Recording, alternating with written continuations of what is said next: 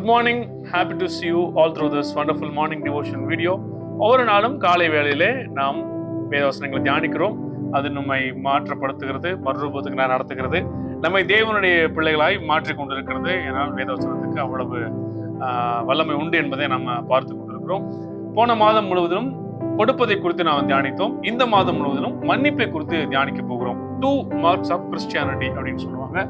கிறிஸ்தவத்தின் 2 அடையாளங்கள், ஒன்று கொடுப்பது, இன்னொன்று மன்னிப்பது என்று சொல்லுவாங்க. Giving and forgiving is 2 marks of Christianity அப்படின்னு சொல்லுவாங்க. கிவிங் பத்தி நம்ம நிறைய போன மாதங்கள் பார்த்தோம். இந்த மாதத்துல ஃபர்கிவிங் பத்தி, மன்னிப்பதை பத்தி நம்ம ஒரு சில பகுதிகளை, வேதவசனங்களை தியானித்து நம்ம கற்றுக்கொள்ள போகிறோம். மத்தேயு 18வது அதிகாரம், அங்கு ஒரு சம்பவம் சொல்லப்பட்டிருக்கிறது. அங்கே 23வது வசனம், 24வது வசனத்துல, எப்படி எனில் பரலோக ராஜ்யம் தன் ஊழியக்காரரிடத்தில் கணக்கு பார்க்க வேண்டும் என்றிருந்த ஒரு ராஜாவுக்கு ஒப்பா இருக்கிறது. ஒரு கதையை இங்க இயேசு கிறிஸ்து சொல்றதை பார்க்கிறோம்.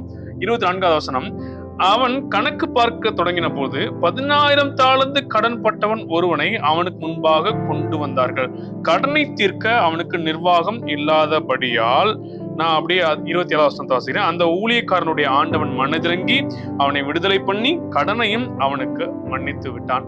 இந்த வேத பகுதியிலிருந்து நாம் கற்றுக்கொள்ள போகிற முதல் படிப்பினை என்னவென்று சொன்னால், மன்னிப்பை உணர்தல். நாம் பெற்ற மன்னிப்பு எவ்வளவு பெருசு, அது எவ்வளவு விலையேற பெற்றது, அது எவ்வளவு முக்கியமானது என்பதை உணர வேண்டியது மிக மிக முக்கியம் என்பதை நம்ம இன்றைக்கு கற்றுக்கொள்ள போகிறோம். நீங்க பாருங்களேன், அவர் வாங்கின கடனை கணக்கு பார்க்க தொடங்கின போது எத்தனாயிரம் தாளம் தான்? 10,000 தாளந்து என்று சொல்லப்பட்டிருக்கிறது. 10,000 10,000, 10,000 தாளந்து அப்படின்னு. இதோட மதிப்பை நீங்க கணக்கு பண்ணி நீங்க அந்த காலங்களில் யோசிச்சு பாத்தீங்கன்னா எவ்வளவு வரும் அப்படின்னு சொன்னா, 10,000 தாளந்து அப்படின்னா எவ்வளவு சொல்றாங்கன்னா 6,000, ஒரு தாளந்து வந்து 6,000 தினாரி அப்படின்னு சொல்லுவாங்க.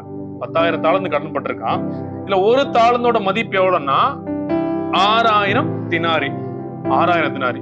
ஒரு தினாரியை சம்பாதிக்கிறதுக்கு ஒரு சாதாரண கூலிக்காரனுக்கு எவ்வளவு நாள் ஆகும்னா, ஒரு நாள் ஆகும். ஒரு நாளைக்கு அவன் வேலைக்கு போனான்னா எவ்வளவு கொடுப்பாங்க அப்படின்னா, ஒரு தினாரி காயின் கொடுப்பாங்க. அப்ப ஒரு தாளந்த அவன் மீட் அவுட் பண்றதுக்கு 6,000 நாள் வேலை பார்க்கணும். அப்ப 10,000 தாளந்த அவன் ஒரு வேளை மீட் பண்ணணும் அப்படின்னா எவ்வளவு நாள்? கிட்டத்தட்ட 60 லட்சத்துக்கும் மேற்பட்ட நாட்கள் வேலை பார்த்தா மட்டும்தான் அவன் அந்த 10,000 தாளந்து கடனை அடைக்க முடியும். ஏன்னா தைரியம் ஒரு தினாரி சம்பளம் வாங்கணும், 6,000 தினாரி வந்தாதான் ஒரு தாளந்து, அப்ப 60 லட்சம் தினாரி வந்தாதான் 10,000 தாளந்து கடனை அடக்க முடியும். நீங்க இதை கணக்கு பண்ணி பாருங்களேன். அப்ப இது எப்படி இருக்குன்னா, கணக்கு பண்ணி பார்க்க முடியாத அளவுக்கு கடன் அவன் மேல இருக்கிறத பாக்குறோம்.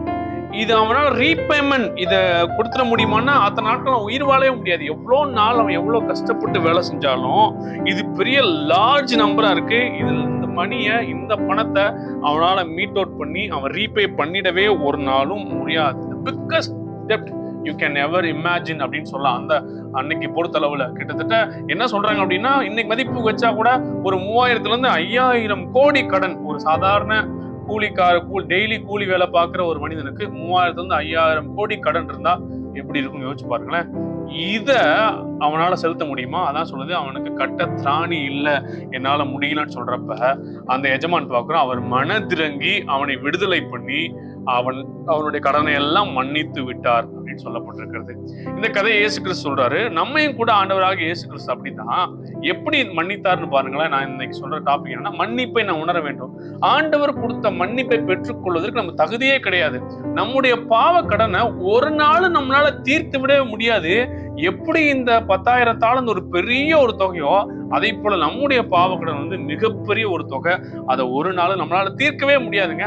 அதை we cannot never ever, அது ஒரு நாள்ல கூட அதை பண்ணிடவே முடியாது. ஏன்னா அவ்வளோ பாவக்கடன் நம்ம மீது சுமத்தப்பட்டிருக்கிறது. நம்ம எவ்வளவுதான் எங்கெல்லாம் புண்ணியங்கள் செஞ்சு எல்லாம் பரிசுத்தமா வாழ்ந்தாலும் கூட அந்த பாவக்கடனை நம்மால தீர்க்கவே முடியாது. ஆனால் இது எல்லாவற்றையும் ஆண்டவராக இயேசு கிறிஸ்து சிலுவையில மரித்து உயிர் கொடுத்து அந்த நம்முடைய பாவக்கடனை எல்லாம் தீர்த்து மனதிறங்கி நம்மை விடுதலையாக்கி விட்டார் என்று நாம் பார்க்கிறோம். எப்பேற்பட்ட மன்னிப்பு பாருங்களேன். நம்ம மன்னிப்பு சும்மா சாதாரணமா இதை படிக்கும் போது அவன் 10,000 அவன் மன்னிச்சார் அப்படின்னு சொல்றோம். ஆனால் அவனால் திரும்ப கொடுக்கவே முடியாத ஒன்றை ஆண்டவர் மன்னித்தான் பார்க்கிறோம். இன்றைக்கு இந்த வீடியோ பார்த்து கொண்டிருக்கிற நீங்கள் ஒவ்வொருவரும் ஆண்டவர் உங்களுக்கு கொடுத்த மன்னிப்பை நீங்கள் முதலாவது உணர வேண்டும். You have to realize a forgiveness that given by God. ஆண்டவர் உங்களுக்கு கொடுத்த அந்த விலையேற பெற்ற மன்னிப்பு எவ்வளவு முக்கியமானது பாத்தீங்களா? ஒரு நாளும் இது வந்து சாதாரணமா நீங்க நினைச்சிடவே முடியாது. அது ரொம்ப ஈஸி தானே, இதுல என்ன இருக்கு அப்படின்னு நீங்க நினைச்சிடவே முடியாது. அவ்வளவு விலையேறப்பட்டது. இன்னைக்கு இந்த காலையில இந்த வீடியோ பார்த்து கொண்டிருக்கிற நீங்கள் யாரும் யோசிச்சு பாருங்க, பிறந்ததுல இருந்து இன்று வரைக்கும் எவ்வளவு பாவம் செஞ்சிருக்கோம். ஆனா எவ்வளவு பாவங்களையும் ஆண்டவராக இயேசு கிறிஸ்து 2000 வருடங்களுக்கு முன்பதாகவே சிலுவையில உங்களுக்கும் எனக்கு மன்னித்தாரு.